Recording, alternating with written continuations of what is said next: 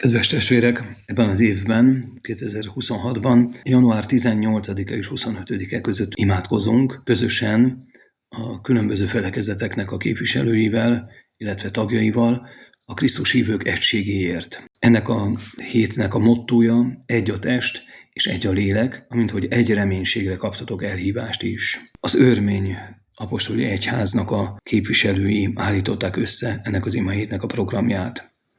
Az Örmény apostoli egyház Szent Bertalan apostolra, illetve Szent Júdás Tádi apostolra vezeti vissza az ő megtérését, és ez az ország, Örményország már világosító Szent Gergelynek a működése nyomán 301-ben államvallássá tette a kereszténységet, amely megelőzi a római birodalomban keresztényeknek az államvallás átételét. Tehát a legősibb olyan államvallással rendelkező, keresztény államvallással rendelkező közösség, amely ennek az ezévi programnak az összeállítója.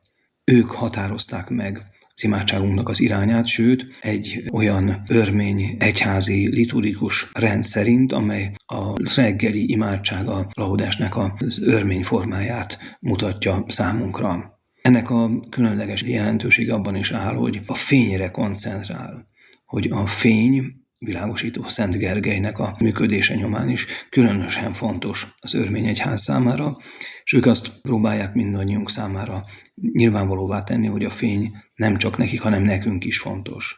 És igen, így van, valóban így van. Jézus Krisztus megjelenése fény ebben a világban. A sötétséget eloszlatja, és új fény támad általa. De nem csak 2000 évvel ezelőtti történetet említünk és emlékezünk erre, hanem arra mutat rá ez az ökumenikus imahét, hogy a fény az mindannyiunk számára az élet maga. Ezzel a fényességgel kell nekünk együtt működnünk, hiszen a keresztségben megkaptuk azt a fényt, amely elvezet minket az örök világosságra. Nem juthatunk el magányosan erre a fényességre, erre a teljességre, csak akkor, hogyha magunk mellé gyűjtünk, és vagy magunk mellett tudhatunk olyanokat is, akik ugyancsak arra törekszenek, hogy eljussanak erre a világosságra. Az ökumenikus imahét az erre szolgál. Különböző felekezetekben lévő keresztények, akik Krisztus követők, együtt próbálják meg, és egymást erősítve próbálják megújítani azt az utat, amelyet a keresztségben megkaptak, hogy eljussunk a teljes világosságra.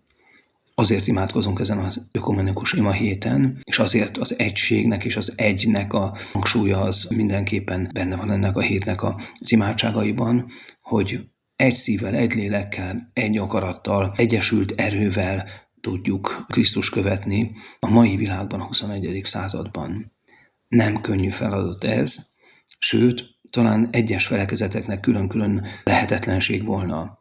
De ha összekapcsolódunk, és mindazt, ami összeköt bennünket, azt erőforrásnak tekintünk, akkor eljuthatunk erre a teljességre. Ezért imádkozunk ezen a héten, és nem hiába való az imádságunk akkor sem, hogyha talán közösségben így, együtt más felekezetekkel az év többi részében nem vagyunk együtt.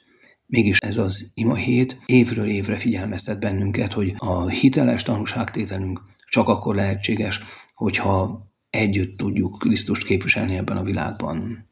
Az ökumenikus imahét alapítóinak a szándéka szerint Szent Pál apostolnak a megtérés az egy fontos dátuma, január 25-e, ezzel a nappal zárul az ökumenikus imahét. Szent Pál apostol tulajdonképpen a mindannyiunk közös kincse, aki üldözte Isten egyházát, és mégis képes volt arra, hogy Istennek a közvetlen beavatkozása révén teljesen átalakítsa az életét és megfordítsa az életét.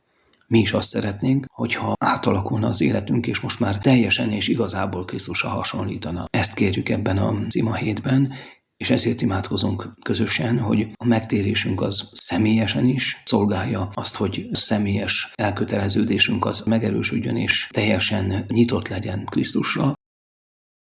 De ne csak személyes örömünk legyen ez, hanem mindazokkal együtt tudjuk ezt megélni, akik ugyanerre törekszenek más felekezeteknek templomaiban, vagy más felekezetek összekapcsolódó imádságaikban. Reményünk az, hogy teljességben az Istennek az országában már együtt leszünk. De mennyire hozható ez közel a mi életünk terébe, már ebbe a világba. Sok-sok különbözőség van köztünk, de sok-sok egyezés is. És erre világít rá ez az imahét, hogy a különbözőségeket félrehagyva azokat, amik jelentősen összekötnek bennünket, azokat erősítsük, és így közös utat találjunk az Isten országába. Reméljük, hogy ez a 2026-os imahét az örmény egyháznak a példája, amely sok megpróbáltatást és sok nehézséget szenvedett el, erősít bennünket, és egy új úton vezet a tökéletesség felé. Amen.